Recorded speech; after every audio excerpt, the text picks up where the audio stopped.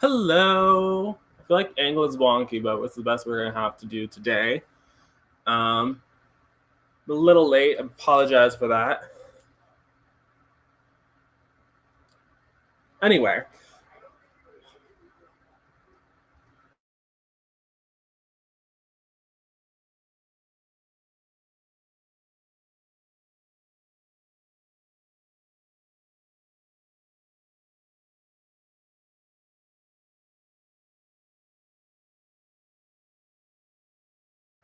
my family decides it wants to be loud today, so I'm trying to not have that happen.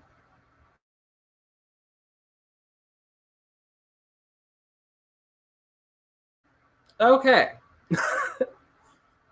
Okay. Anyway, hopefully we can hear that. So I did finish Queen of Air and Darkness, as the comment says. I finished it last night. Goodreads has most of my thoughts. My personal blog that I am terrible about updating, so it's Monty Price at WordPress. Has the full spoilery discussion. At some point later today, I hope to film an actual review of this one because many a thought, many a thought. So yeah, many a thought. We're gonna get rid of that.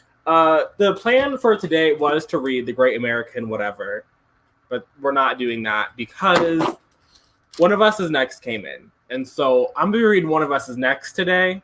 I'm sorry if you watch my Friday reads and you were excited about The Great American Whatever. But me and Karen and McManus, we have a relationship that is complicated. And so that's what I'll be reading. So I'm going to catch up and say hello to some people. So hello, Heather, and hello to you. And I'm happy that you could make it this week. Hello to Erica over here. Hi to you. Let me know down in the comments what you plan to be reading. And then I guess we can get into that first sprint. I am excited. So just because I don't have a review of Karen and McManus's first book, the first book of this One of Us Is Lying. One of Us Is Lying was like a Breakfast Club inspired murdery, mystery, thrillery situation that I was not a fan of. Karen and McManus has joined Becky Albertalli as one of the authors when I see their name on a blurb of a book. I probably know that I should avoid it, and yet I never do. And so this is, I think one of the main characters in this one is like a sister of one of the main characters from One of Us Is Lying. But other than that, I think that you can read this one without having read the other one. So I'm hoping that the third time will be the charm, because One of Us Is Lying I thought was really dull and relied really heavily on the Breakfast Club inspired situation because all of the characters really ran together. Part of the plot of the book was outing a closeted character, so I wasn't really down for that. And then he was also in he was 17 dating a college student, and I was like, sir, what are you doing?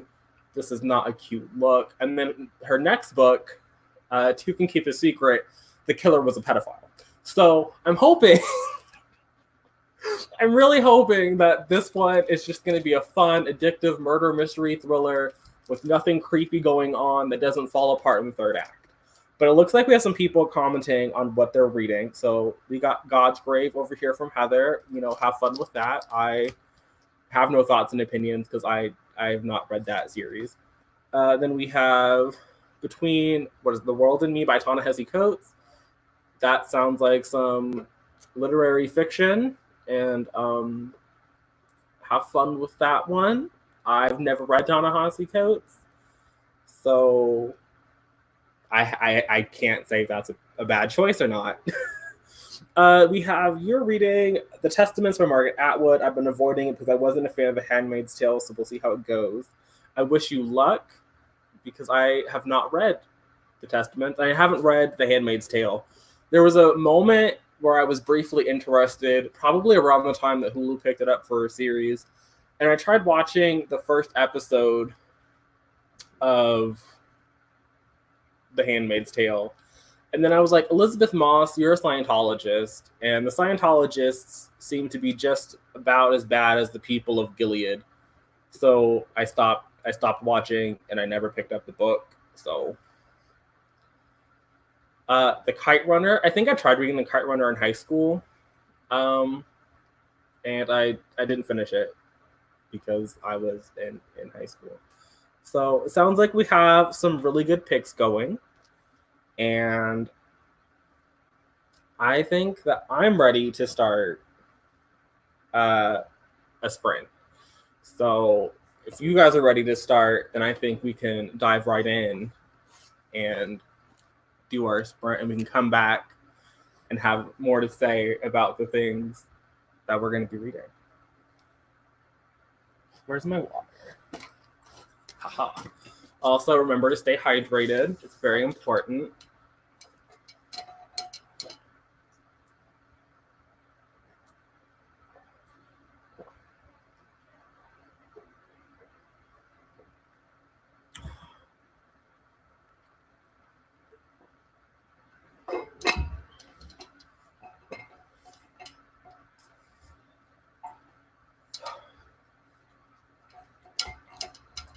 Part of me really wants to go check on Queen of Rain Darkness because it bounced off of the bed that I threw it onto, but that would mean getting up. So I'm just gonna pray for the best and hope that when I go to do the review, it's still pretty enough to hold up. So that's how my morning is going. This week was better than last week. I didn't wake up like an hour before I was meant to be on the stream, so I got to lay in bed for a lot longer, and I didn't have to inhale my mini wheats. I got to enjoy them like a normal, sane person.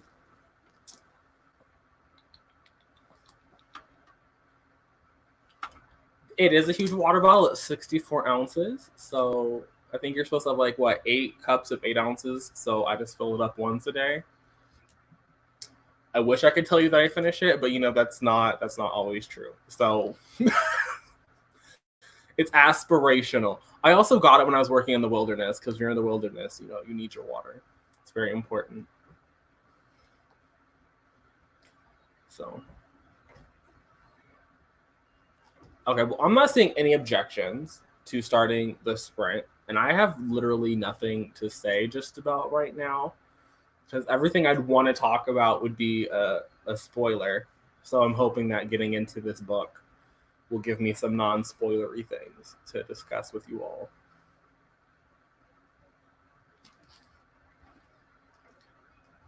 But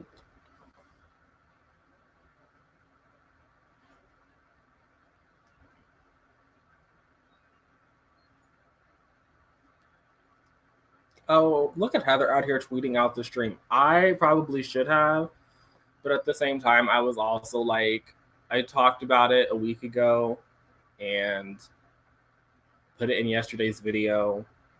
Okay. So if we're ready, I'm going to go ahead and start the timer. I might have to like dip out to go check on the crazy family. Oh, we are in the wrong tab. But all will be well. I will be here. And let's go ahead. I'm going to hit the start button and I'm going to mute my mic. So mute.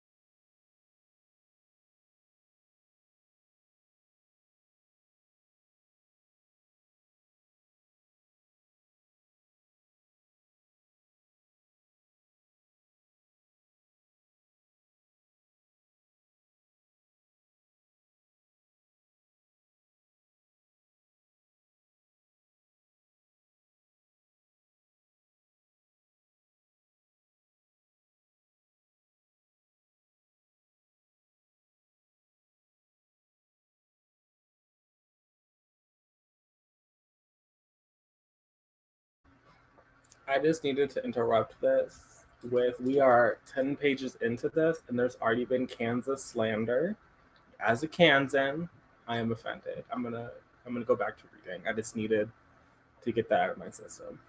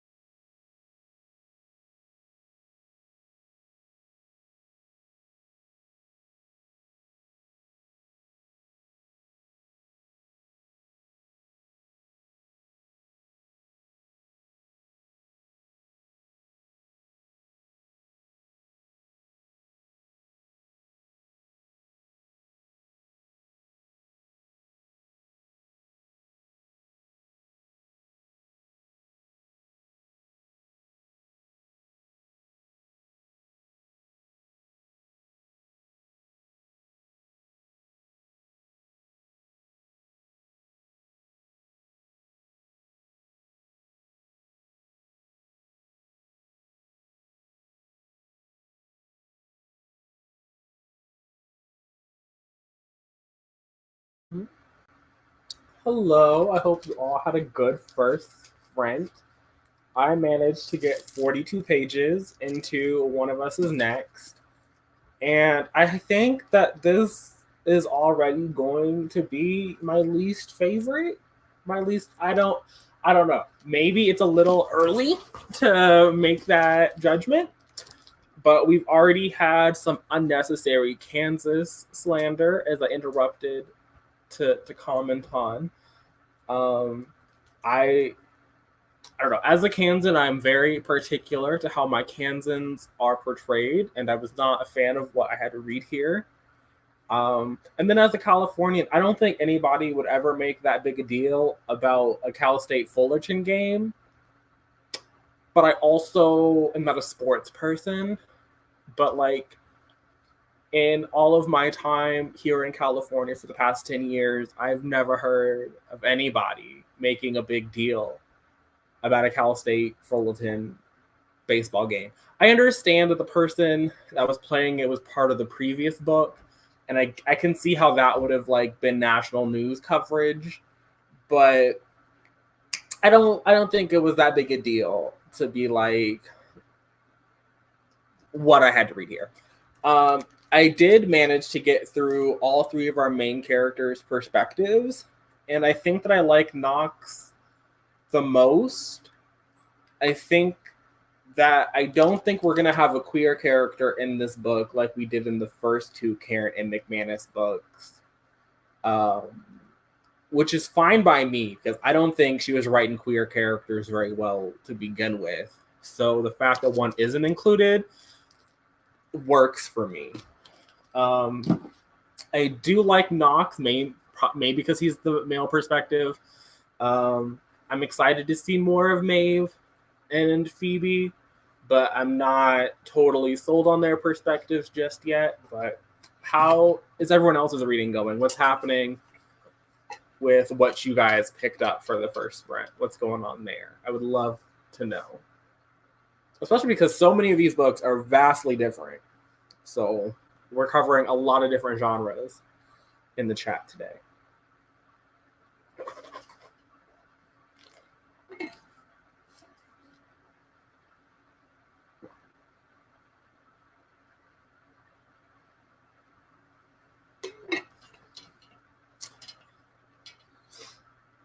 I know there's a delay, which is why I feel bad that I don't really have anything to say. I guess I could keep talking about One of Us is Next, but not a whole lot has. I mean, we got the instigating thing. So, like I said before we started the sprint, it's the sequel to One of Us is Lying.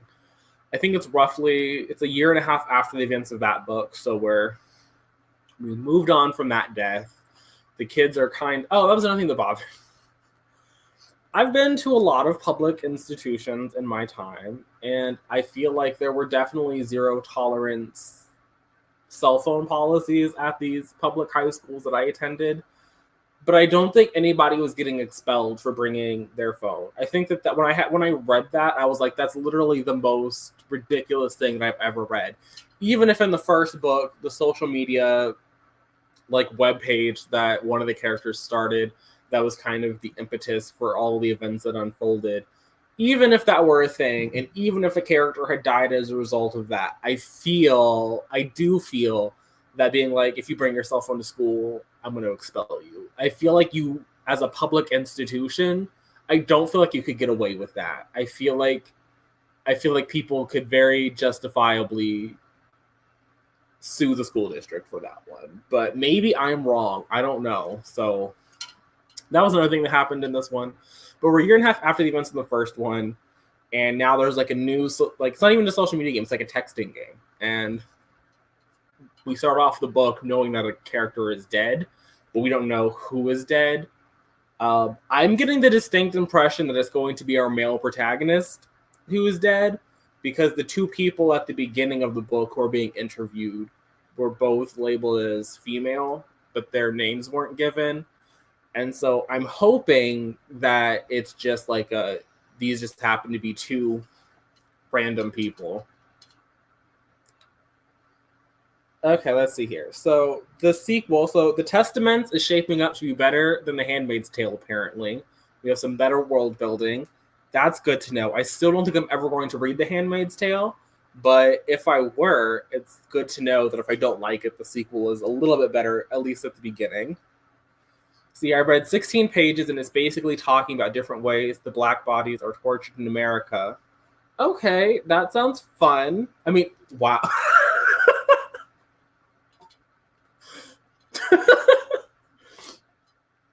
Okay. That's not that's not what I meant. Um but I'm happy that the book is good. I don't know. Black History Month is next month. I don't know if I'm gonna be picking up some Ta-Nehisi Coates, but I'm happy that you're enjoying it. I'm happy this is a good reading experience. Miss Mia Corvera is entering in the Gladiator Arena.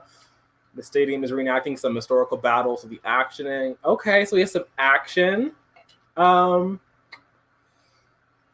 I still don't think I'm ever gonna read Nevernight, only because I really hate.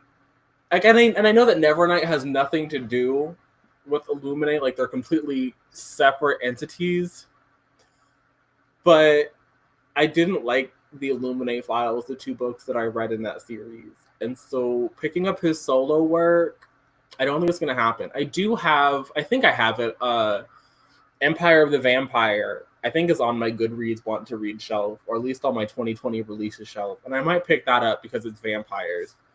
But I don't know. Also, the Poppy War was a letdown. And if I didn't like the diverse one, I don't think I'm going to like the one that the white man wrote.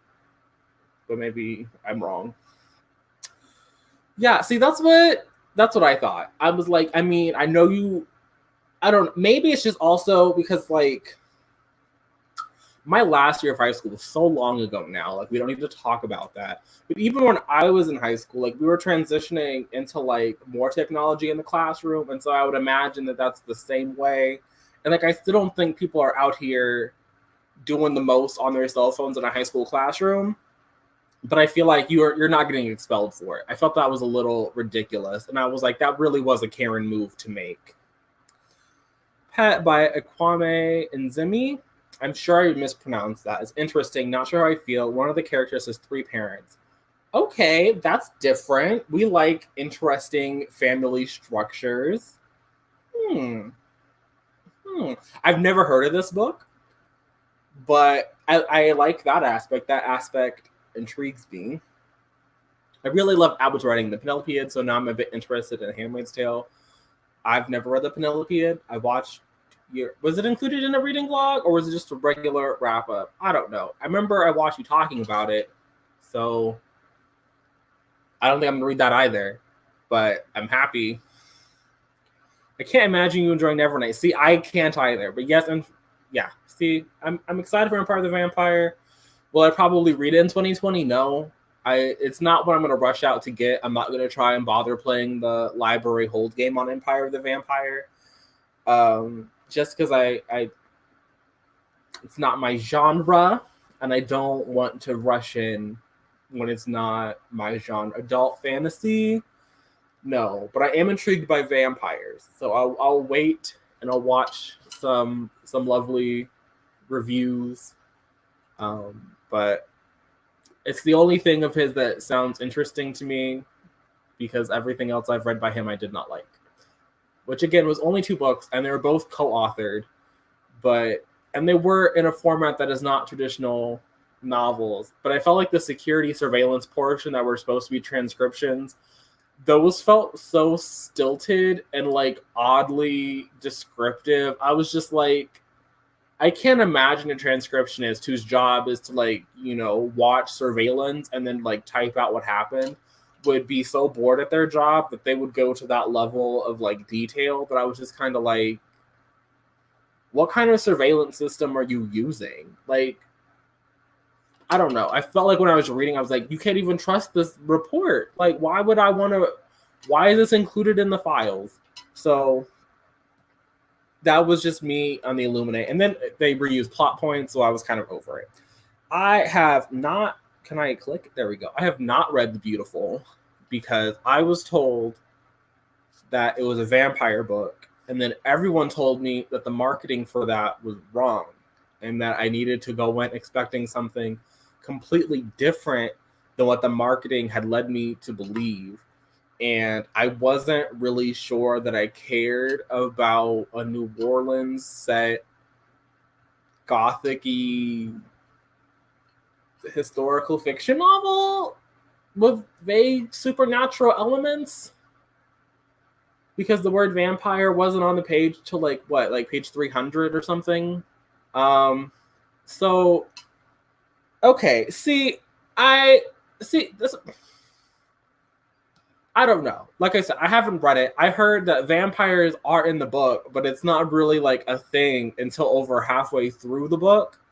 And so I was just like, I don't know what to believe. I don't know who to believe. And even though I read a lot of fantasy in 2019, it was a surprising, to be fair though, in my defense, I think that a lot of the reading stats were skewed by the fact that I read so many Cassandra Clare books. I read 11 Cassandra Clare books. So that skewed things. But fantasy historically is not my genre. I'm going to take that to my deathbed, even though my 2019 reading stats. Okay, the vampires aren't in your face and assumes the reader knows vampire lore. So you know they're vampires, but the word isn't on the page. So I don't know if I like that approach. I mean, it's an interesting approach, but I feel like that's... So all the characters are vampires, but it just reads like a contemporary, but I know they're vampires. That's an interesting take. I feel like that's a very risky take. So I feel like, I guess that's why Renee Ahdieh got to do it, because it's not her first... It's not a debut. But I don't know if I would think that Renee Ahdieh is that big of an author. I mean, I know she had that one duology that people love and hate, and then she has the retelling. I think it's a duology as well, but it might be a trilogy before that. But no one even talks about that series that she wrote. So I feel like, I don't know. I feel like that's like a risky approach to vampires. Well, I hope that you enjoy The Beautiful after you finish Children of Virtue and Vengeance. Children of Virtue and Vengeance was on my top books of the year. It was my number one pick. I don't know. I might, at some point in 2020, have to get to The Beautiful. It won't be this month, because I haven't touched any of these library books over here. I don't think. Because I think I returned everything that I had actually read. And then I have more that are on top of this one up here that I don't know. So basically, I think because Vampires was so saturated in YA, she wanted to be more subtle about it, and I think that was a smart move. I think that's probably the reason her book got to be published, because it wasn't in your face. I'm sure that has to be the reason. I am already losing my voice. Can I open this? I'm sure that's why it got through, and other vampire books haven't. Okay, that's interesting. I don't know. I feel like that's definitely okay. So when I do pick it up, which probably won't be until like March, I'll have to keep that in mind, because I don't know. Maybe that'll help. Hello, I'm happy that you got out of work early. That always sounds like a blessing. At some point, probably when it says that I've been live for 45 minutes, so like maybe actually 46 because of the delay, we'll go on to our next reading sprint. So you only missed the first reading sprint, so that's still like we have 3 more to go. So that's a lot of reading. You haven't really missed out. And I'm happy that you're reading Hero of Ages. I have not read Mistborn because, again, Brandon Sanderson is adult type fantasy. And that's not my genre. I know he has some young adult works, but they don't really appeal to me. And I've also just heard mixed things. Actually, I take it back. I don't think I heard anything bad about Skyward. but I don't like the cover of Skyward. I think the UK cover is better, but even that one is still kind of ugly. But I'm happy that people like him. There's a lot of classic white tropes like vamps, love triangle, etc., but she frames it in a new way that is refreshing while still has nostalgia. Okay. I mean, I would hope that there'd be a diversity. Could you imagine a book that was released in 2019 set in New Orleans that had no diversity in it? I can't. I mean, I'm sure there was. I'm sure that somebody released a book in 2019 set in a really diverse place that had no diversity in it, but I don't know. But I think that that's kind of crazy that somebody would do that. You got to include those brown people so people will buy the book because no one's going to buy your book if it's just a bunch of white people.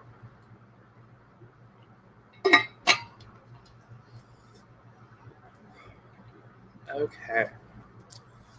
So we are at the time, and I think I'm ready to go back to One of Us is Next.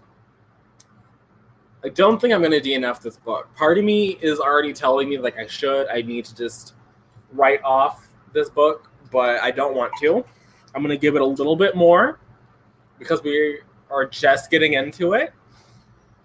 So if everyone else is ready, I am ready to go ahead and do another sprint.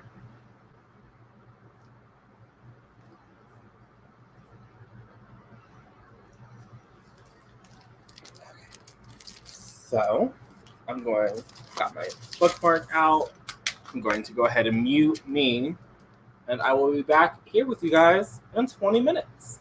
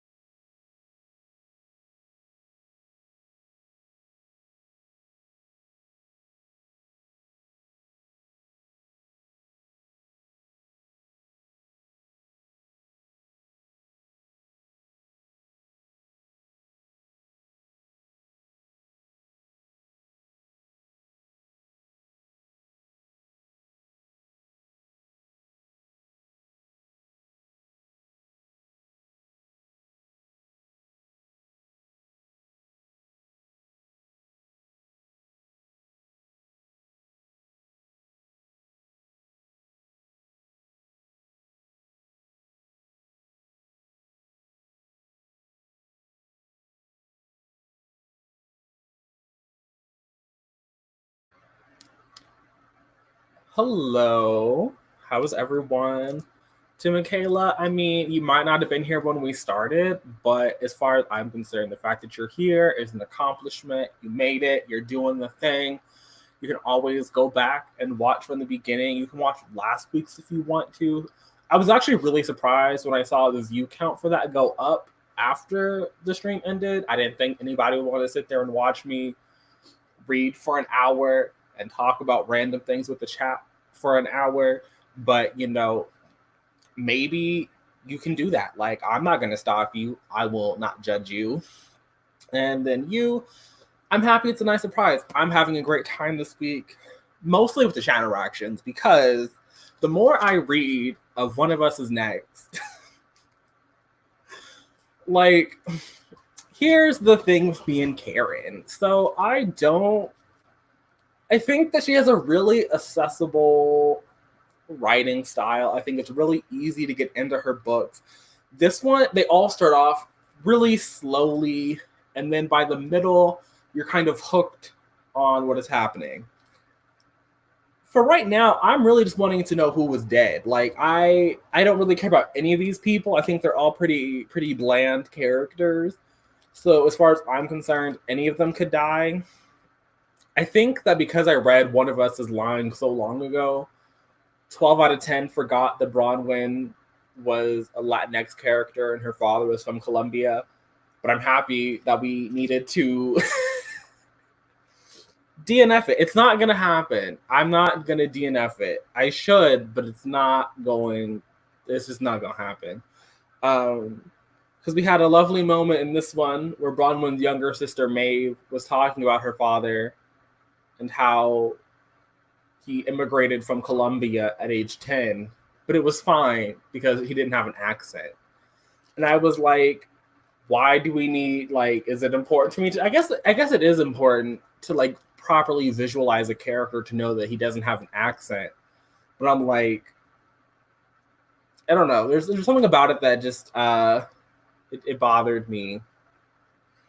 Like, I mean, when you say, as far as I'm concerned, any of them could die, that is a sign to DNF. I think that it is, but, like, at this point, I'm too invested in seeing it through, because I felt this way about both of the other books. Like, I feel like One of Us is Lying is the strongest one. I mean, I'm happy you liked it, but it wasn't great. I think that it was the strongest one in the sense that I really wanted to know how the character was killed, and then it was a letdown because of how the character died.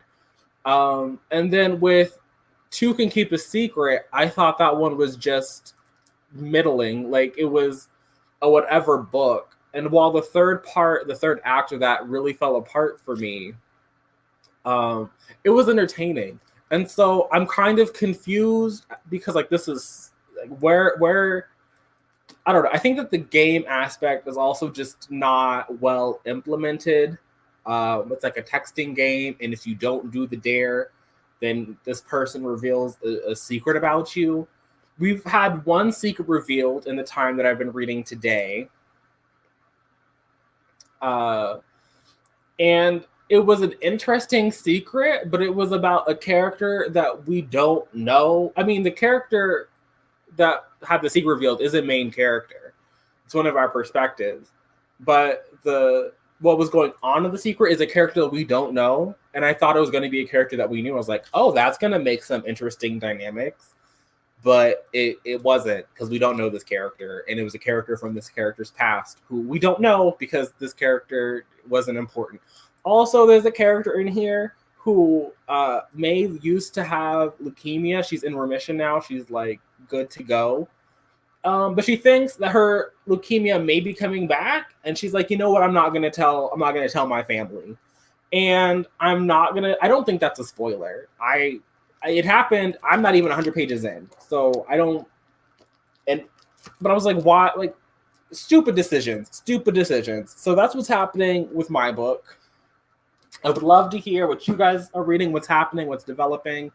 We got some new people in here, so I would love to see what the new people are reading, or if they're just I mean, I would imagine that you're actually reading something. I can't imagine someone would just be like, I'm just going to sit here and watch somebody else read for 20-minute stretches. I feel like you'd be doing something. Maybe you're doing your bullet journal. I don't know. I don't do that. I tried using a planner one time, and I was not successful. So I just I stick to the calendar app on my phone for certain things, and that's about as deep as I get.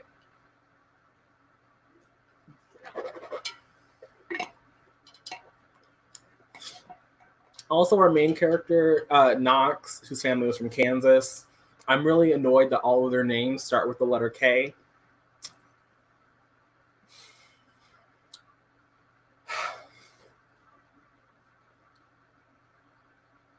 Okay, see, what was this? I'm reading Turn of the Key. I've heard good things about that one. I've not read Ruth Ware, but I feel like if I'm going to continue on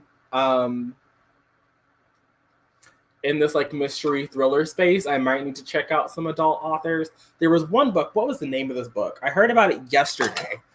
And typically I do not, go out of my way to email asking for an arc. But I was on Goodreads and I came across this book, and it ticked all of my mystery thriller boxes that I needed. And so I did wind up emailing Penguin.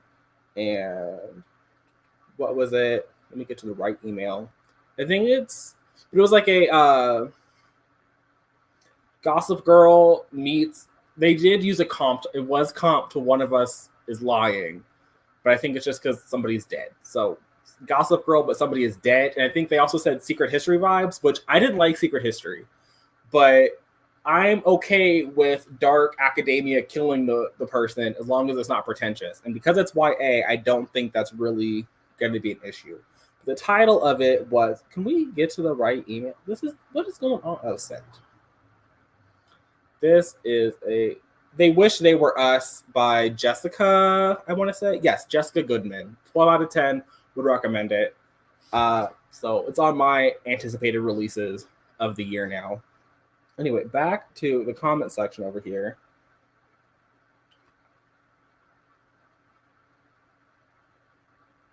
We contact.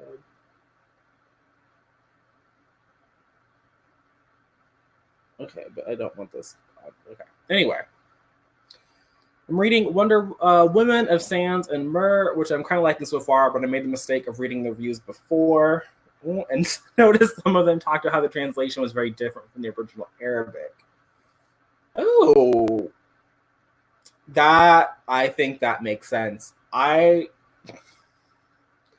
Was it different, like, in a way that hurt the story, or is it just like, I don't know. I feel like I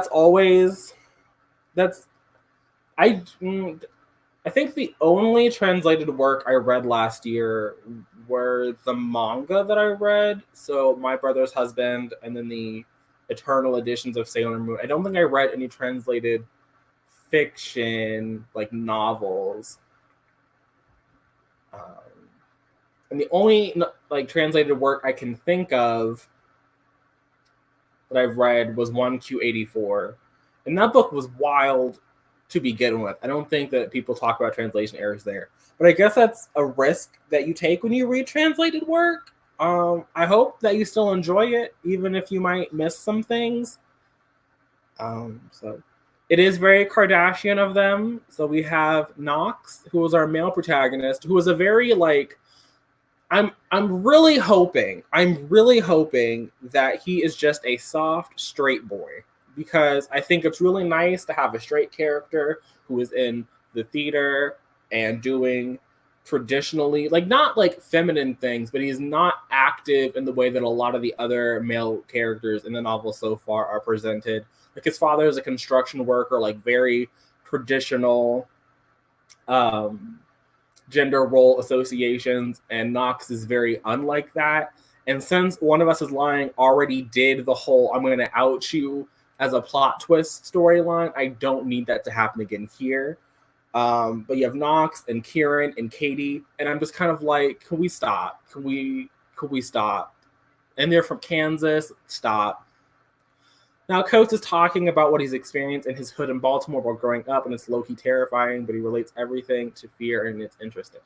I might have to put this on my Blackathon TBR. I don't think it's actually going to happen, but I should look at the library, because I'm sure that because it's Ta-Nehisi Coates, I'm sure there's a long-ass waiting list, so let me not even speak that into existence. I'm liking the Testament so far, but confused by the perspective. I think there's two, but it might be the same person at different times in her. I wish you the best of luck at figuring that out. I don't think... In the last update, I was excited that you were saying that it was better. But now that I know that I might have to put in that kind of brain effort, I don't know. The only way I'll ever read anything classified as dark academia is if it's female-led or POC-led. They Wish They Were Us by Jessica Goodman does have a female protagonist. Let me get the Goodreads link so we can and I'll put it in the chat just to make life easier. But come on, tablet, let's work.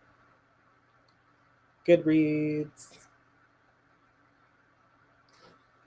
That way you could just add things to your shelf. I don't know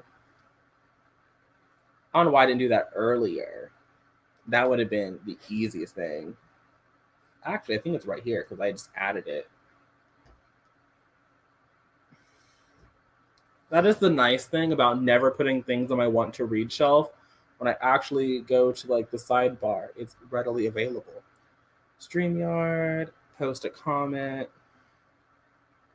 Because I did such a poor... Could we... Thank you. I did such a poor job at explaining the synopsis. You can click on that. Now I get the three parents. One is non-binary and the two are traditional gender roles. I like this book has a transgender main character and their parents are super supportive. Okay, I had never heard of this, but after the stream ends, I'm definitely going to have to look into this. It seems that that's the case. I have to get the Arabic version and muddle through it to know for sure.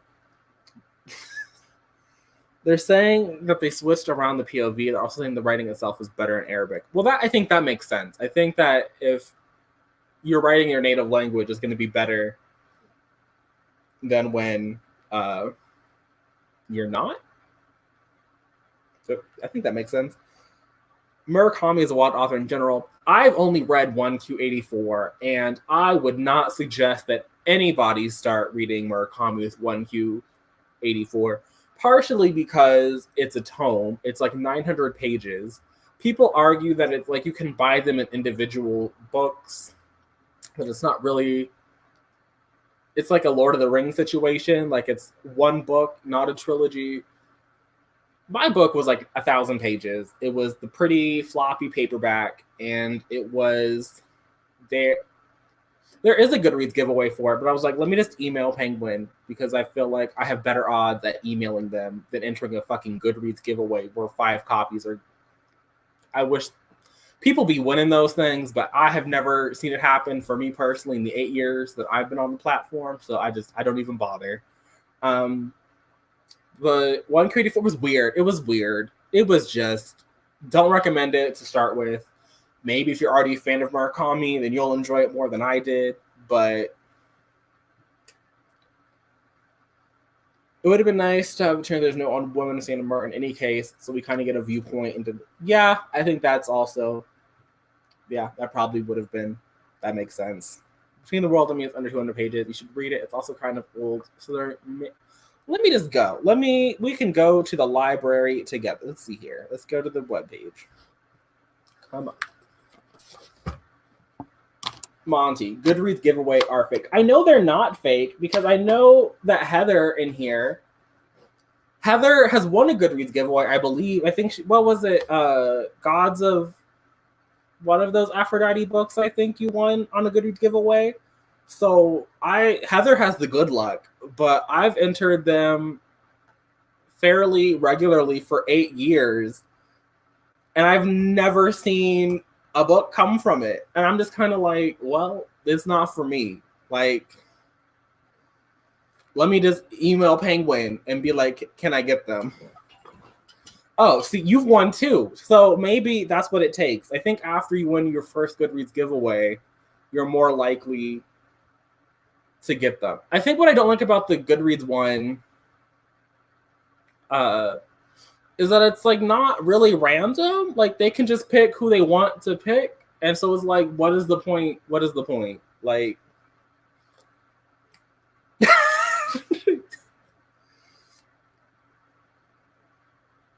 City of Girls, and see, I was close. I was close.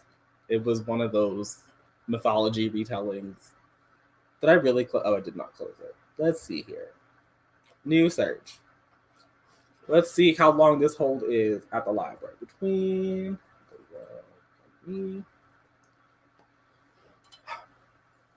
Yeah, so maybe Heather will be winning this arc of They Wish They Were Us, but I can tell you right now it won't be me. So, which is fine. It's fine.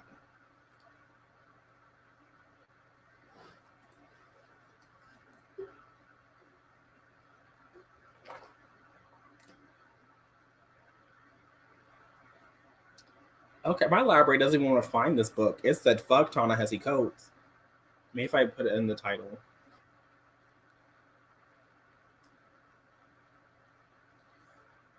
Okay, apparently everybody was out here reading this Ta-Nehisi Coates, and I'm just uncultured. Okay, oh, that's a large print edition. I was about. Okay, that's. There are 6 copies of Between the World and Me. There are 86 branches in the Los Angeles County Library System, which is the one that I utilize. And there are only 6 copies of this book. They really said, fuck Ta-Nehisi Coates. My whole time is going to be. That was also, what was that? The 20th book that I placed on hold. So that's how my life is going. Oh, I'm only number 2. So maybe that will be a thing for. I used to win Goodreads giveaways all the time and haven't won a doggone thing in years. I believe it is fixed. I think if you actually go in and read like the terms of agreement, like it's not a random drawing. It's not random. They can pick who they want to pick. So good on you for emailing publishers because it would never be me. See, the only reason that I emailed for this one was because technically Razorbill is at Penguin Random House, and Penguin has sent me things in the past, and so I was like, I might as well. I didn't email the person who sent me those things because I still understand who I'm supposed to be emailing, so I sent it to the general publicity people, but I figured that I had just as good a chance at emailing Penguin as I do as entering a Goodreads giveaway. I feel like you're impressed by this 6 copies, but I'm not, because there are other titles that I know that there are more of. That's what I'm thinking. Like, I know that One of Us Is Next, I think they have like 20 copies of One of Us Is Next. I mean, I didn't care about that one because I got my hold in early. I mean, I don't think that they're like out here maliciously targeting people, but it's not a complete random lottery. It's weird.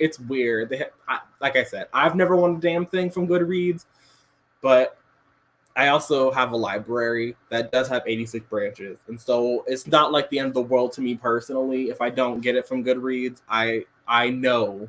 I think there's only been like one instance where I've gone to put a hold on a book and it's like, I'm sorry, it doesn't exist. And the only time I remember that is like, what is it? I think it was like in Goro Tagame's other work, but I was like, that makes sense because his other work is like sexually explicit, and so like, why would a library have that? But that was like the only time. And then obviously like self-published things, but even then, like there's sometimes 1 or 2, only 15, and there's only like 2 copies of books. I don't know. LA County is weird. They be having all kinds of copies. So I think that I don't know. I assume there'd be more. 86 brand. Yeah, I mean, I only go to two of them because I'm not going to be driving all over Los Angeles County. That's unnecessary. So I usually go to the two that are nearest to me, and when I'm there, they feel so small. I'm like, what is this? So it's always easier to just have not do that. I mean, it's LA County, not surprised, but woo the luxury. Yeah, I always feel weird talking about my library because I understand that they're not all libraries are as nice as mine system is, and obviously there's a lot fewer books in the collection. Like the other day, I think I was talking to Kylie on Twitter, and so I had to Google because I thought there were 86, but I wasn't like for sure. And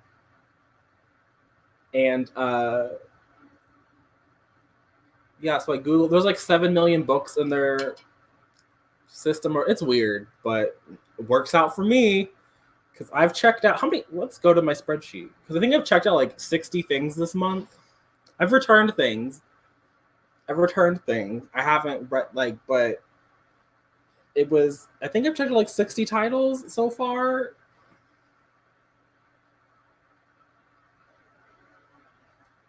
Okay, they do charge late fees. I have never been charged a late fee from the Los Angeles County Library because I return things on time. I think it's like 10 cents a day to if after or whatever. The only time that I've been charged from the library, Heather, you're gonna love this. So I think it was last year in like April, I checked out Heretics Anonymous. And I was like, I'm going to read Heretics Anonymous because I don't know. It came up in a search for a book that I was trying to read. It said that it was like the same thing. And so I was like, I checked it out and then I returned it because I didn't actually get to it. And I returned like 7 books on this day. And I think it was like a Sunday. So the library was closed. And so I go to like use the computer on like a library and I can't log in because they're saying I owe the library $18 for Heretics Anonymous. And I was like, but I returned that. I don't have that. So apparently they just, instead of returning the book, like scanning it in or whatever they do in a library, I don't know how it operates. They just put it on the shelf and they try to get me to pay that $18. In DC, they don't start charging until 30 days after it's due, and it's a game changer. I mean, you can still renew items like 10 times. I can only renew things 3 times. But I guess if I could renew things like 10 times and they don't charge me a fee until 30 days after, I probably would be a mess too. But I think they start charging like the next. I take it back. I paid them 30 cents. That was a lie. I have paid them 30 cents because I did not return it on time. But that was it. I still think 7 is a lot. I don't think that most places are like LA County. I think LA County is one of the bigger ones in California. I find Cali libraries in general have really great libraries. That's probably true. I would not be surprised by that. I'm lucky because if you live in Texas, you can get a virtual card for Houston. That is really great. Yeah, that is great. So any other Texas people watching, you can do that apparently. Terrible returning things. That's the only area that I have it on time. And it's only because I check out so many things that I already know I'm not going to read things. And so it's really easy for me to be like, well, I'll just take these things and return them.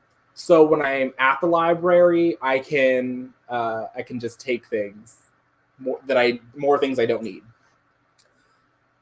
I think that's really cool too. I went to the library today and got 10 books. And I thought I had late fees, but when the lady said you don't have any late fees, I screamed. I was like, good for you for no late fees.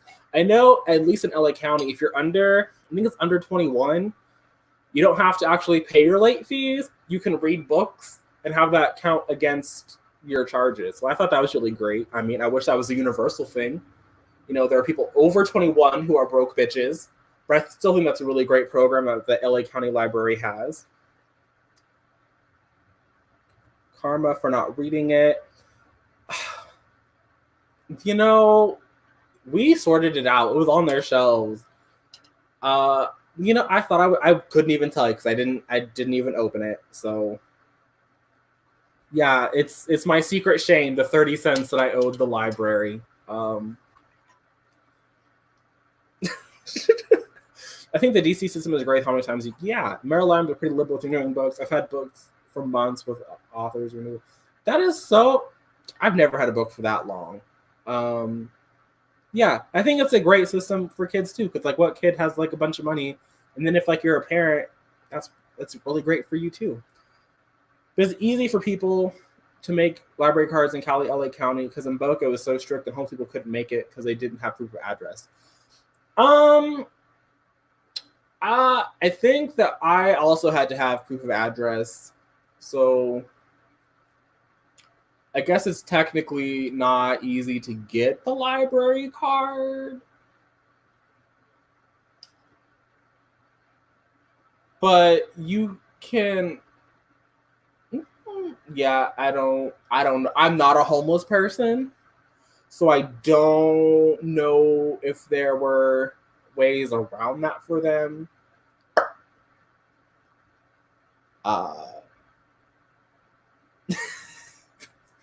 I don't know. I know that you can still be in the building if you're a homeless person, but I don't know. I don't know. I honestly have not looked into how that works.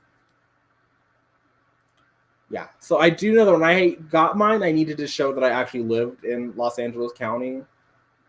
But I have identification. So I don't know.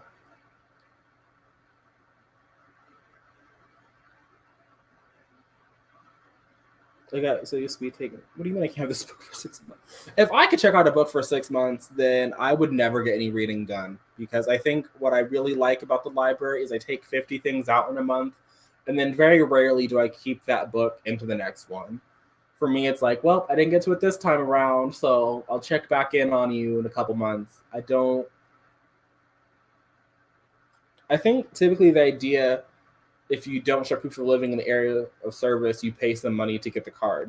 But don't quote me on that. Maybe like I said, I didn't ask about what happened if I couldn't show proof that I lived here. And I don't know what services my library offers to people who can't do that, because it's not for me. It's not my struggle, but I really don't have anything to say, because I've never really looked into that. I feel the deadline also wants me to get to the books, especially if I only check out a few at a time. Yeah, I think that we can see here, because the library pile is shaming me, that I don't check out a few things at a time. I literally walk in and I'm like, this is all free. I can check out whatever I want. And that has led to some questionable life decisions. I guess since we're all here, we can go to 1 second. Is this the right one, or is this the old one? Aha. Yes, let's go to the summary page of my reading spreadsheet. Yeah, okay, let's put this on the phone. The homeless population in LA is really high. I know I live out in the suburbs, out here in the desert, so shout out to me. But there's like a fairly high homeless population. But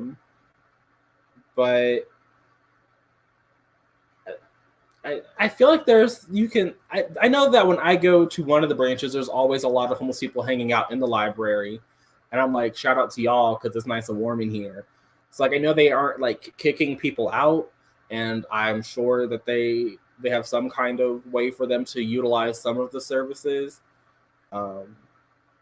But also, if you're just hanging out in the library and you pull a book off a shelf and you start reading it, it's not like the librarian police are going to come for you.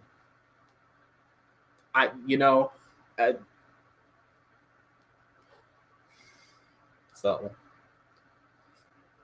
so far we are what 11 days into January, and if I go to the acquisitions, I have totally checked out 59 books this month.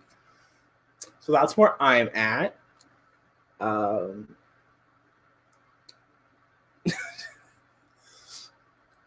that's me. I come back with like 6 books that I know I'm not going to get to in time. Yeah, half of these I know I'm not going to get to, but a lot of them actually are graphic novels. I feel like I could get to a lot of these. And I got very excited this month. You checked out 14. I go to the library on a regular basis and leave with 14 books. So, like, the fact that that was your total number for the month, I love that for you.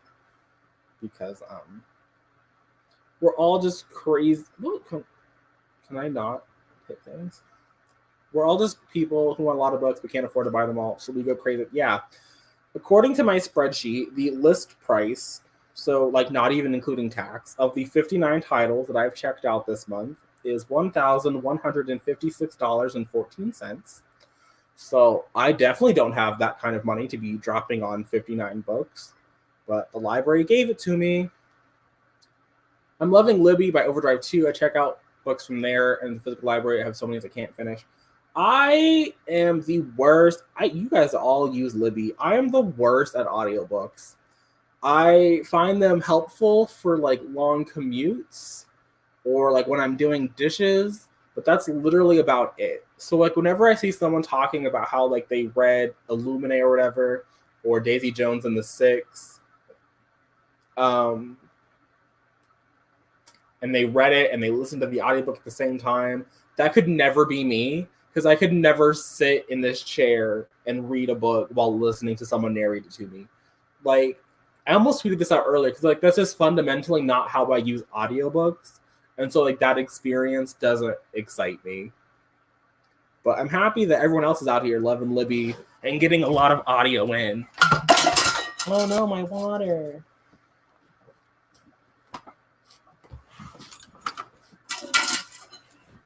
But so far I partially listened to Queen of Air and Darkness, but I mostly read my physical copy because I have a physical copy and it's easier for me to sit down and read or read the physical copy while I'm doing something else. So. And ebooks are not my friend. I don't get through ebooks. So I feel like we've done a lot of chatting, and I'm ready for the next sprint. If everyone else is ready to return to whatever they were reading. So nobody has finished anything this stream yet. Last stream we had some manga get finished. Greenbelt is in Prince. Is that Prince George County? That's where my grandma lives. My family is from Maryland. I've been there twice. They shamed me because I refused to eat the seafood, but I don't eat anything that comes out of the ocean because I love myself.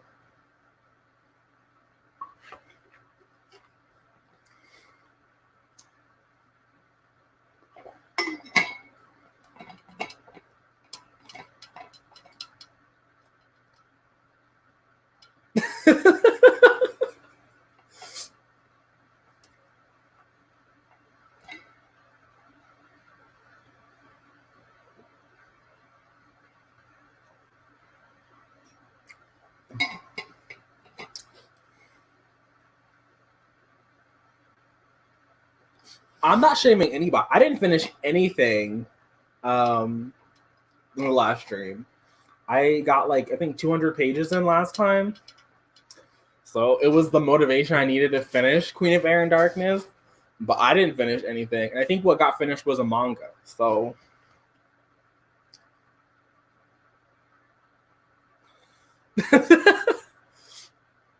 I wasn't trying to do that. I was trying to just get rid of the other comment. But so if we're all ready,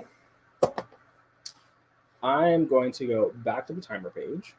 And we're going to mute me. And I will see you all back here in 20 minutes.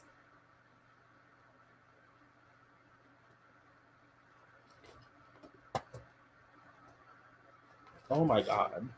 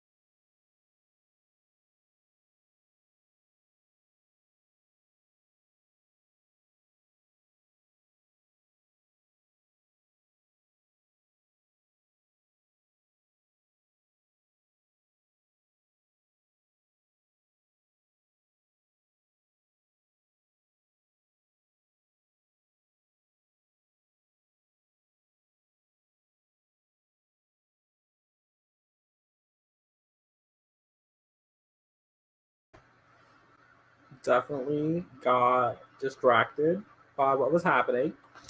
So just to catch up, I actually don't even know how many pages I read. I'm on page like 140. I want to say 141. 143. So however many pages it was since the last time, there was an attempted sexual assault, and I was not prepared to read that at all, but that happened. And then there was just then the chapter after that was like an update from the future timeline telling me that in 3 days somebody is going to be dead. So I'm just waiting for this person to show up dead now.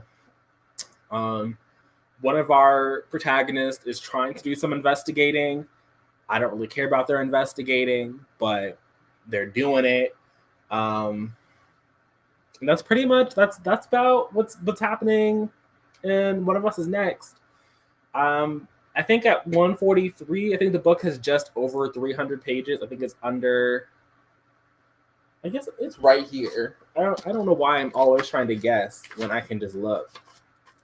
372 pages. So I feel like that's a third of the way through the book, pretty much. Things are definitely picking up now because, like I said, we're 3 days from the dead body. And once the dead body shows up, I can't imagine the book being slow because I feel like then you just failed as a mystery because that's why are we spending, 150 pages building up to this if you're not going to then, but that's just me. This comment is from earlier, and I know I would not make it at your house because I don't do crab. I don't do anything that comes from the ocean. I can do a fish stick on occasion, but that's like not like that doesn't count. Like no one's counting a fish stick. But yeah, I went when I was like, I want to say I was 12, 13 or 12. We went to go visit my grandma in Maryland, and we went to the beach, which I don't really fuck with the beach either. But I really don't fuck with the beach that we went to. There was like this giant bridge over open water. And I was like, who wants to drive on a bridge over all this ocean? But we went to the beach. Apparently there are jellyfish in the Atlantic. There are no jellyfish in the Pacific. So already another point deducted. But it was a cute time. Their food looked gross to me, honestly. I don't do no crab. I don't do a lobster. I don't do a clam, a mussel, an oyster. None of that looks edible to me. But my family had a great time with their little seafood. I had a nice little burger, and that was my oceanside experience. I mean, bridges in general, that is true. I mean, I feel like, I don't know. I guess in my day-to-day commuting life, I don't really have to do bridges. And even though California is prone to earthquakes, so I feel like I should probably be more terrified of an earthquake happening while I'm on a bridge. There's just something about a bridge over open water that I just don't fuck with. Especially when there was traffic on the bridge. How is there traffic on a goddamn bridge over the open water? Could not be me. Could not be me. But I like to think that these days I'm fine with the I don't know where I was going with that, but okay, so apparently Between the Worlds is getting better and better. He's talking about Howard and how it influences learning to go further and how he saw so many different Black people he never saw before. It's so beautiful.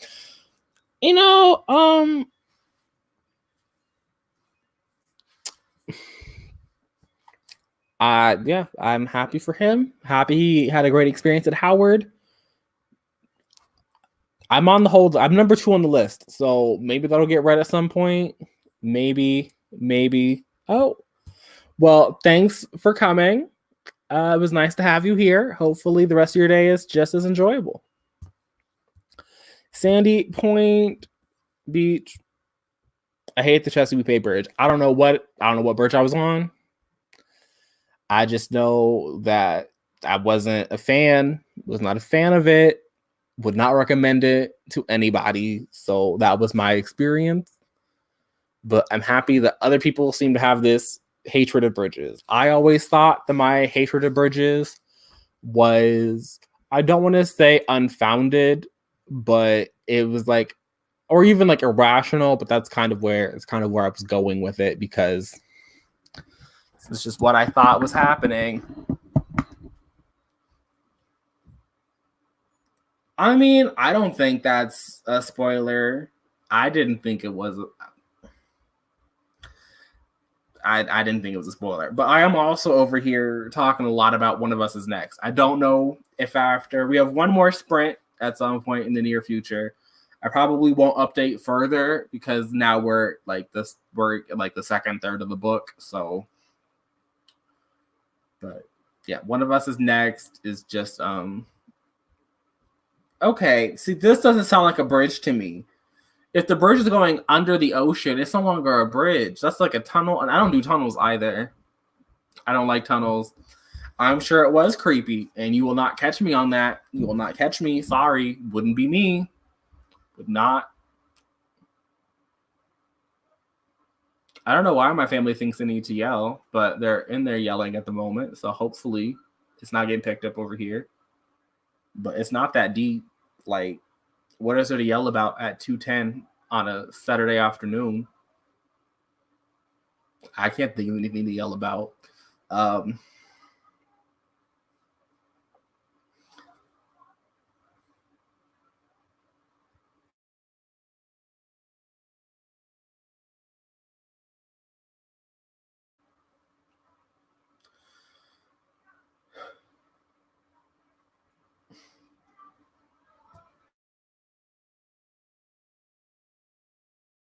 Anyway, so how is everyone else's reading going? How is that happening? We know that Mufasa's they're really enjoying it. They're getting some lovely perspective about Ta-Nehisi's time at Howard. Mine is getting messier and messier.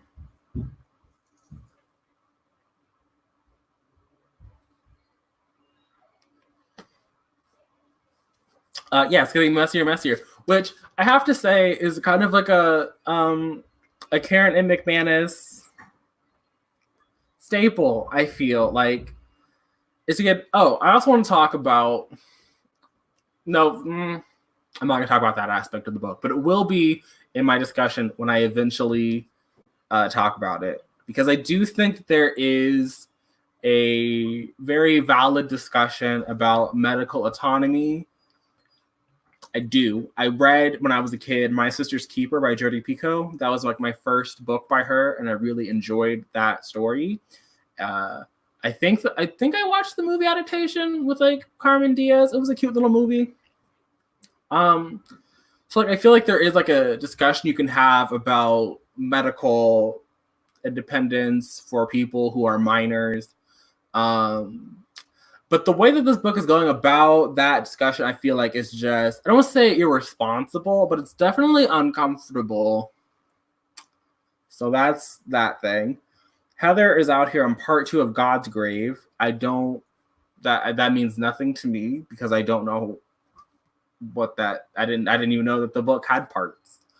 But I'm happy that you have made, that's a lot of progress. You got a whole part of the book done. So shout out to you. You were also reading that really late last night, or at least you were updating really late. Because I went to bed at like 1 o'clock in the morning and you were out here updating your Goodreads. And I was like, people read this late? I can barely function. So shout out to that. I'm always happy that people are enjoying Children of Virtue and Vengeance. I love it. It was my favorite book of the year, but it's just yeah. Thinking about people's reaction to that, I've tried to like. There are certain books now that I just have to like. When I'm watching a review of it, I just have to like divorce my personal thoughts on the book and just try and watch it, and some of them I'm better than others. Like when I'm watching a review of Virtue and Vengeance, I can kind of do that. When I'm watching a review of like Permanent Record, I can kind of do that. Some books I'm not the best at. Like even though Red, White, and Royal Blue was like number 10 on my list, when someone starts talking about what they didn't like about it, I have to like just click out the video because I can't listen to their criticisms usually with any kind of impartiality. I knew I'd never been on it, but since okay, yeah. This is that creepy bridge that I can't do. Okay, I think people will appreciate this. The main character, Jam, loves the library. The last chapter I read about with Jam and her friend making plans to go to the library, and it starts with the library.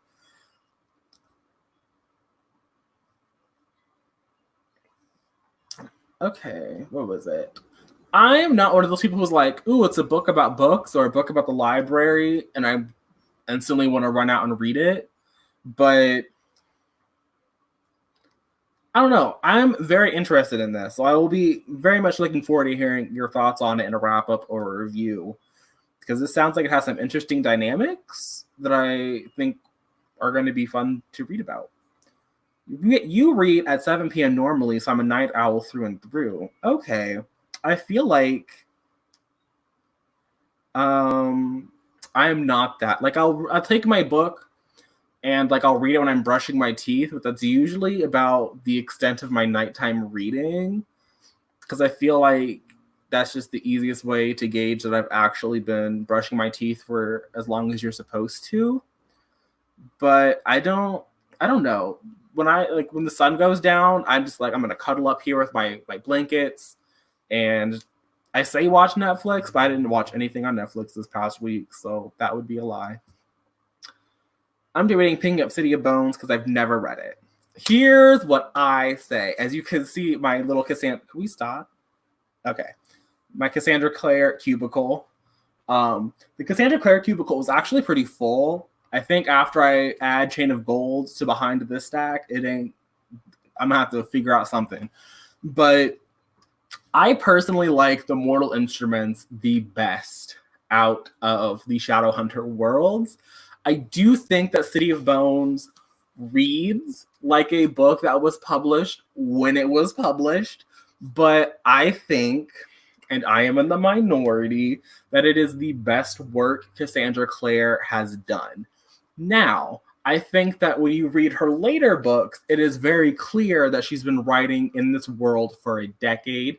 She has like a whole other series with Holly Black. I think it's like Magisterium. There's like 5 books there. So she's been writing books in general for over a decade. You could see her growth as an author, but I think that the Mortal Instruments balances character development and plot progression in a way that her other books lack. Personally, I find that The Infernal Devices is my least favorite overall, because I cared so little about every character. I mean, there's always one character in the series, no matter what series we're talking about. There's always at least one that I really appreciate. And then The Infernal Devices, that character was Jessamine Lovelace. But Cassandra Clare did not care about Jessamine. So I was in for a sad time there. But I say go for it. I don't think that it's the best book ever written. I think that if you were to go on my Goodreads, I think I've given every book in this world like 2 or 3 stars, which sounds bad, but I do recommend them to people. Like if it's already a book that you're interested in, I say go for it. And I think, like I said, the City of Bones is the best book. Not the best book. I think that City of Glass and City of Heavenly Fire are both better written. I even have an appreciation for City of Fallen Angels now that I didn't have while I was reading it. But overall, I think that's the strongest series. But also, if you find that you don't like it, you can read the other. You can just go to like Lady Midnight if that sounds more interesting.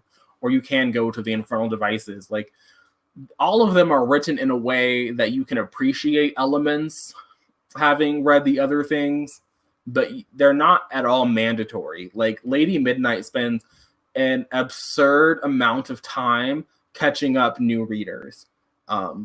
And even when you get to like a Queen of Air and Darkness, which is like the last book in that trilogy, there's still an absurd amount of time. There's still like an absurd amount of time to like that catches you up on things that weren't relevant in Lady Midnight that are now relevant here, and so you'll get caught up. Productivity doesn't start until after 6. Love that for you. And yes, I am a Jessamine. I don't know if I would say a stan, but I think that she was by far and away the most interesting character at the time in that trilogy. I think that Tessa was really boring. I think that Will is, I would say, the worst Herondale, but Kit exists, and I don't really fuck with Kit. I think that Kit might have taken the title of worst Herondale from Will, but Kit is also a literal child, and Will was like a grown-ass man. So who knows?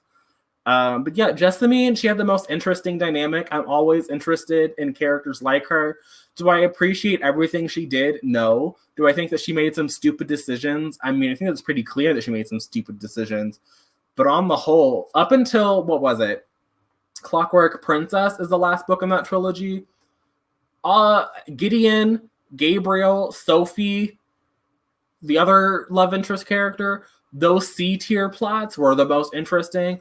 But on the whole, Jessamine she was the only reason I got to that point. So without her, I don't think I actually would have DNF'd the books, but it would have made a really easy argument for me to DNF them. Yeah, I recommend it. I think that the Mortal Instruments is the strongest series as a cohesive collection, even with the add-ons. I do think that the add-ons are unnecessary. So like Lost Souls, Fallen Angels, Heavenly Fire, are they strictly like would I have like needed them in my existence? Probably not. But I do think that they work. They add things that work. Whereas I feel like the Dark Artifices, it starts to like pull on threads and play with things that I think break the world. But I'll talk about that in my Queen of Air and Darkness review, and probably when I do the Mortal Instruments book tag thing that people do when they compare the series. So, and I actually take it back. I'm not looking forward at all to Chain of Gold, but not because I think that it's like going to be a bad book, but after the way that Queen of Air and Darkness ended, you want me to go back in time when I didn't really care about those characters? Like, I'm going to do it. I'm going to read it. I'm going to get to Chain of Gold before I get to like a Crescent City, but I might prioritize Docile over Chain of Gold now because I'm just that annoyed about how Queen of Air and Darkness ended, and now I don't get to follow up on that until 2022. Like, that's the real attack.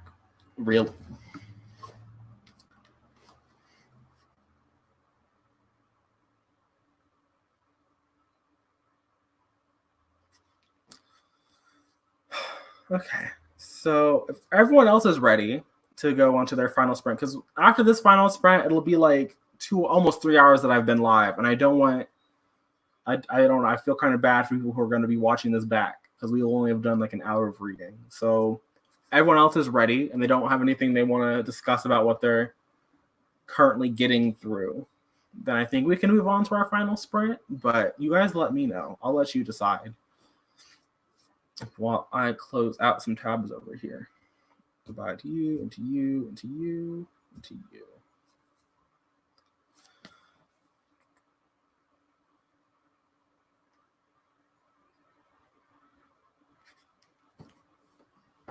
And I should probably drink some water. If you have not hydrated, okay, everyone seems like they're ready. So I'm going to hydrate, and then I'll get the timer going.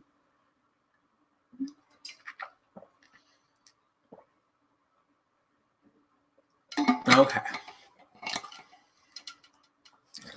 So this is going to be our final sprint. I hope we all make some great progress. And I will see you on the other side.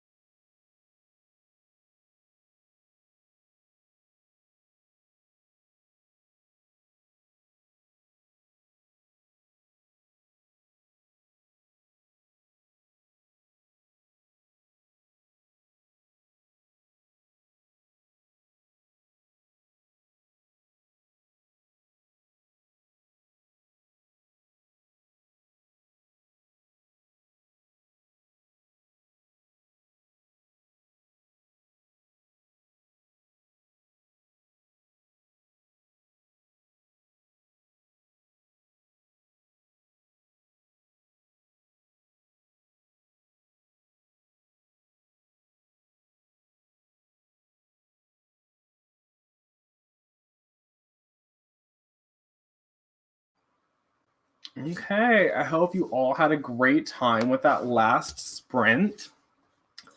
I got to page 201, 202, 204.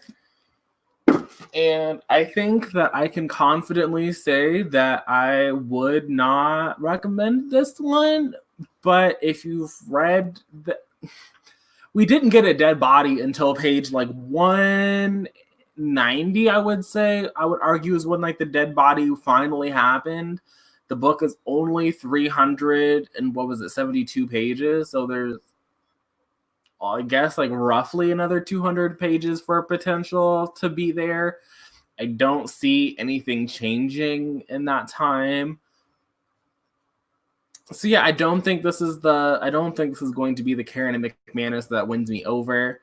I feel like it's, even if you liked her other two books, I still think this one is weaker, not only in terms of how long it took to get to a dead body, but it's just, I don't think the investigation is exciting. I don't think that the buildup was particularly exciting.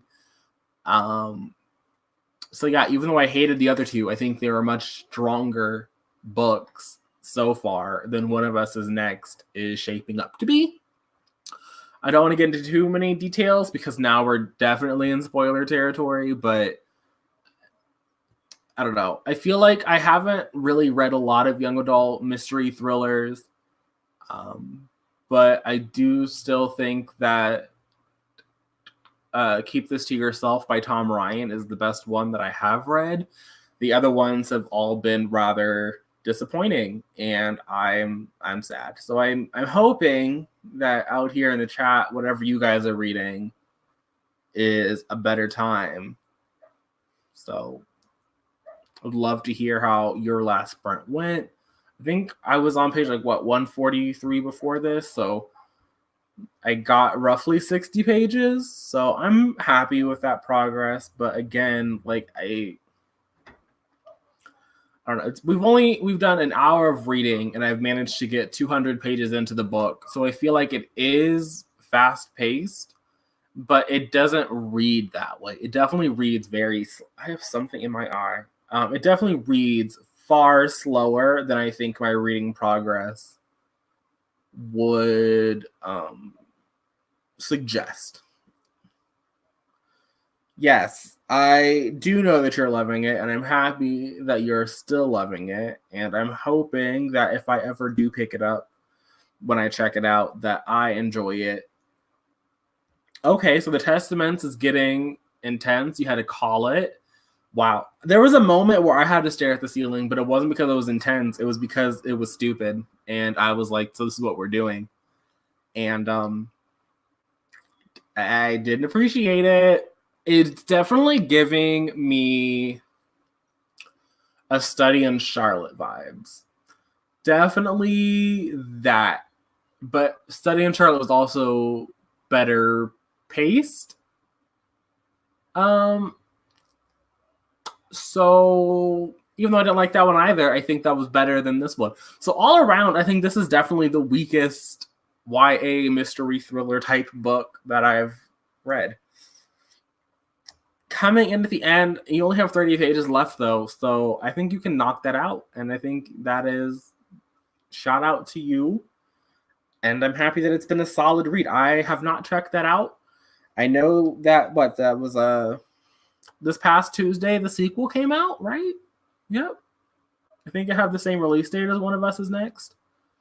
So that's out and available. So hopefully the sequel is also a solid read. I've only seen one person not have fond feelings about the sequel. So again, I don't think it's going to be a book that I'm ever going to get around to, at least in the near future. So I didn't really have anything to say about that one. Have you read The Diviners? It's fantasy. I have not read The Diviners. I think years ago, in 2011, I put it on a TBR, and then I contemplated doing The Diviners read along, but I didn't do that. And I do like Libba Bray, though. I've read 2 of her works. I read Going Bovine, which was interesting, but I don't think was a great place to start. And then I read Beauty Queens, which I really enjoyed. And I know that The Diviners is nothing like either of those. So this one, I'm happy that God's Grave is very well paced because I can't relate. I feel like I checked Truly Devious out of my library at least once, and I didn't get around to it. And I can't remember who it was, but someone was talking about how Truly Devious is like, I know it's a trilogy. It's like Truly Devious, and then there's something about like the staircase, and now there's like a clock or something. But it's like a trilogy for the same mystery.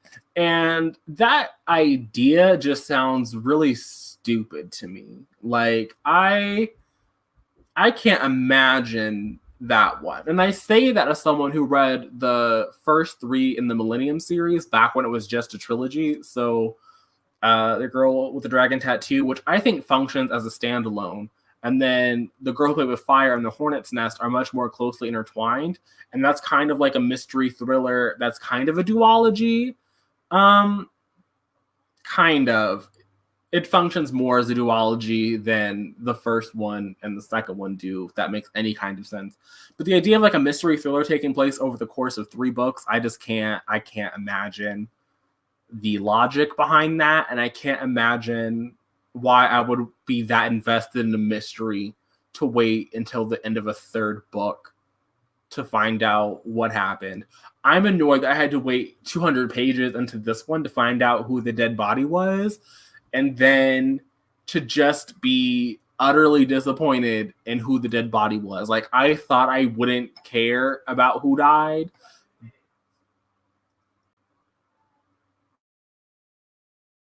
But apparently, I have very strong feelings because I'm annoyed. The last chapter was a bit dull. Jam is supposed to be showing Pet, who is an invisible hunter monster, to her friend. Interesting. I mean, you said it was dull, so apparently it wasn't that interesting. But I'm still very, like, every time I hear an update about this book, I'm very much interested in what is happening in it. So I'm definitely going to have to look into that after the stream ends so I can actually read the synopsis and judge if I want to pick it up for myself. I'm very happy with the reading I got done during the stream. Like I said, I'm on page 204 now, roughly, whatever. I've already forgotten the exact page number. So I think I could finish the rest of this if I sat down after we ended the stream. I'm probably going to end it in like another 10 minutes. I'm going to say that now, just so we end at a nice even 3 hours, I guess. But I probably will not do another reading. I don't think I'm going to read any more today. And if I do, I probably will not do another 200 pages of reading. But I hopefully will get to this by the end of tomorrow, so I can actually pick up those other things that I was supposed to read today, but then put off to read One of Us Is Next. Oh, apparently people have read this other book. So I had never heard of it, but I'm happy that someone else has and that they really enjoyed it. So shout out to that. We got 2 endorsements for that one. I mean, everyone's talked about the Testaments and everyone's talked about God's Grave. So I'm not surprised that people are enjoying those because those are, I don't say they're pretty popular. I mean, the Testaments won an award. I think it was like I want to say it. I actually don't even know.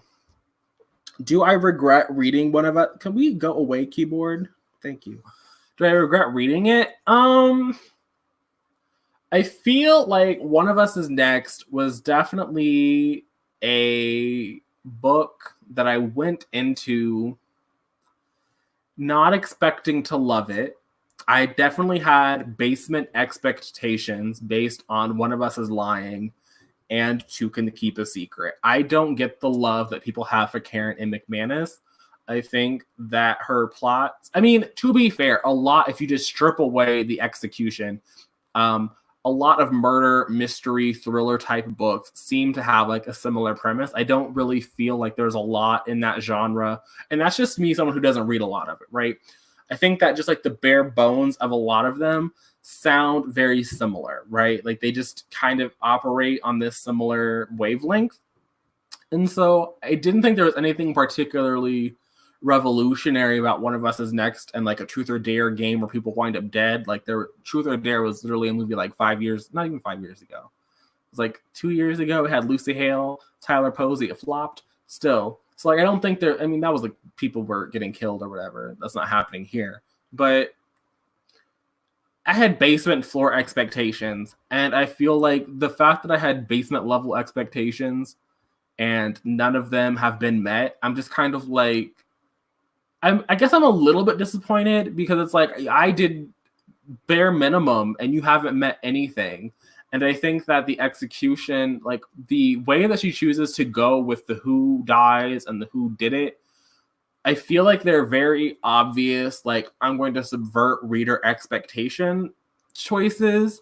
And so it's just not fun because, like, okay, I didn't see that coming, but there was also no basis for it. Or there was kind of a basis for it, but this character was so not important that, like, of course I didn't think about them because they play no role in the plot. So I just think that after this, I'm not going to read her books going forward because I've done 3 for 3 and there's been like zero enjoyment in any of them. So that's that.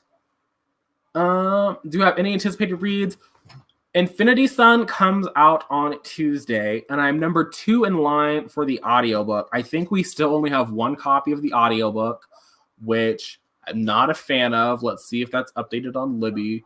So that comes out on Tuesday. So that'll probably, and I have like a physical hold on it, but I think the physical is still on order. Yeah, so for whatever reason, we still only have 1 audiobook copy of Infinity Sun. So that I'm looking forward to getting to. Adam Silvera is another author where I read, I guess it's not really the same thing. I read the Two Can Keep a Secret. Not Two Can Keep a Secret. Wow. Do I have it over here? I listened to They Both Die at the End in 2018, and I knew that they were going to die at the end because it's in the fucking title. But so far, this is the only book that I've ever read that has made me cry. And so after I read this, I was like, I need to read everything that Adam Silvera has ever written. And then I read What If It's Us by Adam Silvera and Becky Albertalli, which should have been a red flag because Simon Versus is a trash book. It's a cute movie, but that book is terrible. Should have been a red flag. And then that book was also terrible, but it had a really good epilogue. I think the book saved itself with the epilogue. But I was like, okay, maybe Mr. Silvera, you are not the person I thought you were. And then I read History Is All You Left Me at the beginning of last year. And this book is, I don't say it's unlike anything I've ever read, but it was highly questionable. It's about a boy who, what is his name? Griffin? Yes. So Griffin was dating this boy named Theo for like years or so. I don't know. They were both like teenagers, so it wasn't like a lifelong attachment. But he was dating Theo, and then Theo dies. And so then Theo's current boyfriend, whose name is, what was his name? Jackson, who was like an older college boy. I think Griffin is like 16, 17, like maybe closer to 17. But fucking Griffin and Jackson like meet up at Theo's funeral, and then they kind of have like a romance, and it's so weird and bizarre, and it was not for me. I have a review of this. It's an early, it's not great quality, but I have a review of this one on the channel. And it left me like, maybe it was better than What If It's Us, but not nearly as good as They Both Die at the End. And so I've been putting off More Happy Than Not, which makes me a little upset because he keeps teasing this book on social media. So I feel like there's going to be a companion novel to this announced at some point in the near future. So that has nothing to do with anything other than Heather. Everyone has been spoiled for the ending. It is called They Both Die at the End. I would love to meet someone who doesn't know that they both die at the end. I think that it's really great. And I have a feeling that Infinity Sun is going to be closer to this than the other two. Because, well, I don't know about More Happy Than Not. I haven't read that one. What If It's Us and History Is All You Left Me they don't have any kind of speculative elements, but this one does. And then Infinity Sun is a whole fantasy novel. So I'm hoping that I'll get these vibes. I don't need to cry. I don't need to like weep again, but this book is all time one of my favorites. I love it so much. And I think it's the only book set in a 24-hour time span that I've really fucked with. Like, I didn't really care for Somewhere Only We Know by Maureen Gu, and I really didn't like The Sun Is Also a Star by Nicola Yoon, but this one I thought was great. So we get Rufus, who was like the bad boy character, and Mateo, who was a soft cinnamon roll, who, you know, they get their death day call, and it's their last day. And it was okay. I mean, I feel like I could know how take it back. I mean, I guess if I knew how one of them died, I would be pretty mad. I think I'm mad about how both of them die. Like, even when I got to that part, I was like, I don't think that these... It has a messy ending, okay? The ending is a little messy, but I still think... I think it's worth reading, even if you know. And I think that... yeah, I think... Everyone also does a thing like The Sun Is Also a Star, where we get perspectives from multiple different people that aren't our protagonists that at the end make sense, and like you can see why they were included. But during the story, I was like, okay, but can we get back to Rufus? Can we get back to Mateo?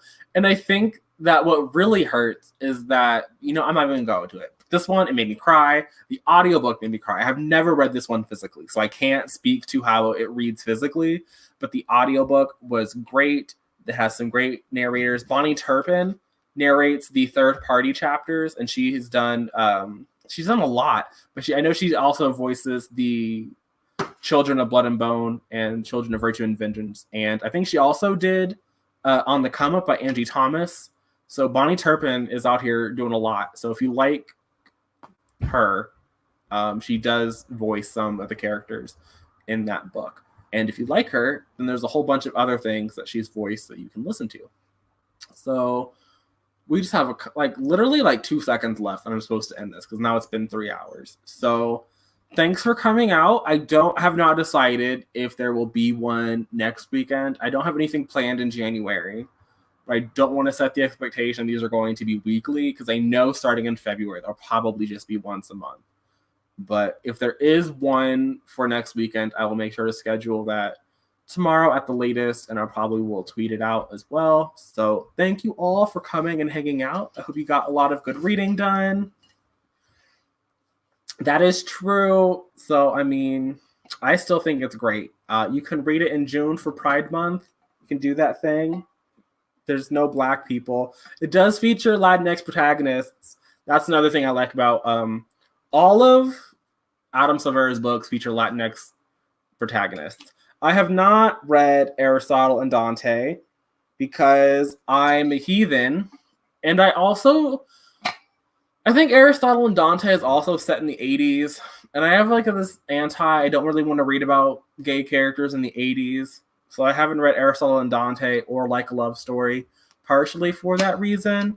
But I've also just heard nothing but good things about both of them. So maybe at some point I'll read it. I do have another book by him. I can't get it, but it's the He Forgot to Say Goodbye. I don't know if that one is queer, but it's by the same author as Aristotle. So at least I'll get a sense of his writing style before I pick that one up. Like I said, I'm going to go now because I have been hydrating and I have been reading, and we've been here for 3 hours. So I hope you guys have been hydrating. I hope you had a great time reading. If you want to continue the conversation, all of my social media links are down below. Feel free to contact me on any of them. But that's really it. So thanks for being here. I'll see you guys soon. But until then, bye. Yes, and the broadcast.